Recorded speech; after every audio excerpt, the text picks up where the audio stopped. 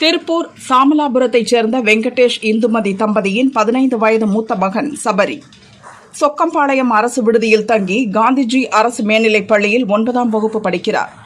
நேற்று காலை பள்ளிக்கு கட்டடித்துவிட்டு வீட்டுக்கு செல்ல பள்ளி அருகே நின்று பைக்கில் வந்தவர்களிடம் லிப்ட் கேட்டுள்ளார்.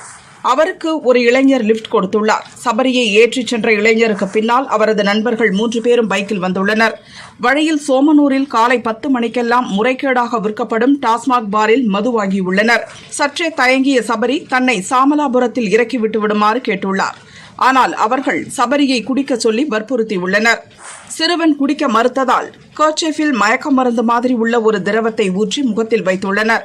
அதில் மயங்கிய சபரியை சூலூர் அருகே காடாம்பாடி VIP நகரில் ஒதுக்குப்புறமான வீட்டுக்கு தூக்கிச் சென்று மீண்டும் குடிக்க சொல்லி அடித்துள்ளனர். சரவணன் என்பவருக்கு சொந்தமான கட்டிடத்திற்கு கொண்டு சென்று மீண்டும் குடிக்க சொல்லி தாக்கியுள்ளனர்.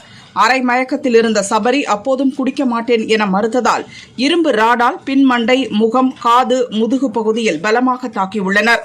படுகாயமடைந்த சிறுவன் சபரி மயக்கமடைந்ததால் அவனை அங்கேயே விட்டுவிட்டு 4 இளைஞர்களும் சென்றுவிட்டனர். சற்று மயக்கம் தெளிந்ததும் மெல்ல தத்தி அருகில் உள்ள காடாம்பாடி செல்லும் சாலைக்கு வந்த சிறுவன் மீண்டும் மயங்கி விழுந்தான்.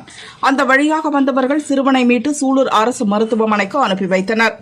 அங்கிருந்து மேல் சிகிச்சைக்காக கோவை அரசு மருத்துவமனைக்கு கொண்டு செல்லப்பட்டு தீவிர சிகிச்சை அளிக்கப்படுகிறது.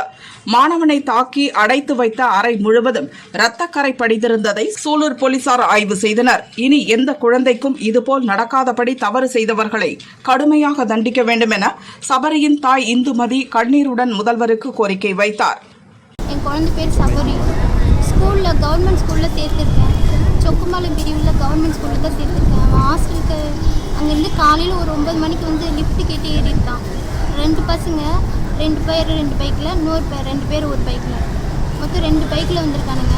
கூட்டிகிட்டு வந்து சோமனூர் வரைக்கும் வந்துட்டு சோமனூரில் ஒயின் ஷாப்பில் போய் பாட்டில் வாங்கியிருக்கானுங்க. பாட்டில் வாங்கிட்டு என் பிள்ளையை வந்து குடிக்க சொல்லி அடிச்சிருக்கானுங்க.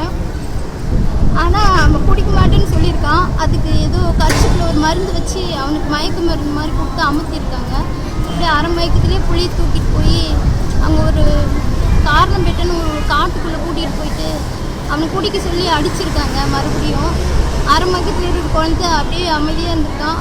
ஒரு இரும்பு ராடு எடுத்து மண்டையில் இங்கே வாயில் நெஞ்சிலெல்லாம் அடிச்சிருக்கான். வேறு என்னென்ன பண்ணாலும் அவனுக்கு தெரியல.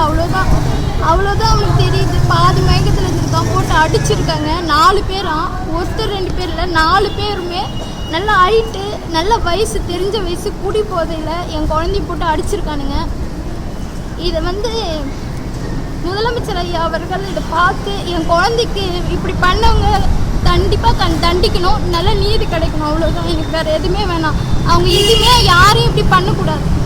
சிறுவன் சபரி லிப்ட் கேட்டு இளைஞருடன் பைக்கில் செல்லும் CCTV காட்சி வெளியாகியுள்ளது. சம்பவ இடத்தில் முக்கிய தடயங்களை கைப்பற்றிய போலீசார் சிறுவனை கடத்திச் சென்று பாலியல் ரீதியாக துன்புறுத்தினார்களா அல்லது வேறு ஏதேனும் காரணமா என தீவிர விசாரணை நடத்துகின்றனர்.